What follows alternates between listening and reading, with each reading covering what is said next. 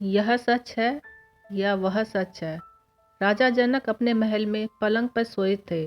उनको एक सपना दिख पड़ा कि मानो वो स्वयं भिखारी हैं और फटे पुराने कपड़े पहने हुए हैं, भोजन के लिए भीख मांगते फिर रहे हैं। पर 3 दिन से कुछ भी खाने के लिए नहीं मिला है। चौथे दिन एक अन्न सत्र में पकाई हुई खिचड़ी बट रही थी और उसे लेने के लिए भिखारियों की टोली चली जा रही थी। वे स्वयं भी उसके साथ हो लिए। वे मिट्टी के एक खपड़े में खिचड़ी लेते हैं और सोचने लगते हैं, आहा, खाने के लिए तो मिला, अब एक जगह एकांत में बैठ के खाऊंगा। इस प्रकार विचार करते ही जा रहे थे कि पीछे से एक गाय ने सींग मारा और वे जमीन पे गिर पड़े और मिट्टी का खपड़ा हाथ से छूटकर टूट गया तथा खिचड़ी जमीन पर बिखर गई। गिरने की चोट से सहसा नींद टूट गई।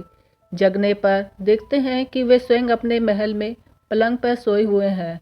वे भिखारी नहीं हैं, भूखे भी नहीं हैं और न वह मिट्टी का खपड़ा और न खिचड़ी ही कहीं दिख रही है। इस स्वप्न का प्रभाव उनके मन पर इतना गहरा पड़ता है कि वे अपने आप स्वयं से पूछने लगते हैं, यह सच है या वह।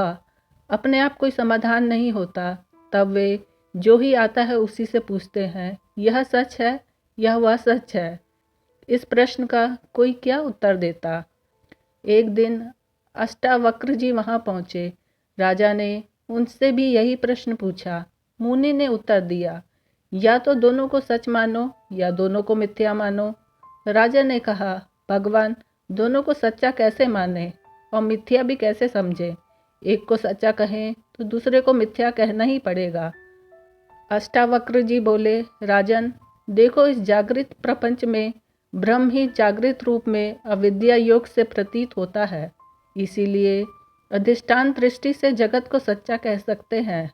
इसी प्रकार स्वप्न में भी स्वप्न दृष्टा अपने आप को स्वप्न प्रपंच रूप में देखता है। इसीलिए अधिष्ठान दृष्टि से स्वप्न प्रपंच को भी सत्य कह सकते हैं। इसी प्रकार नाम रूप दृष्टि से जागृत और स्वप्न दोनों ही मिथ्या है। इस उत्तर से राजा के मन का समाधान हो गया और उन्होंने बड़े आदर सत्कार से मुनि को अपने यहाँ रखा।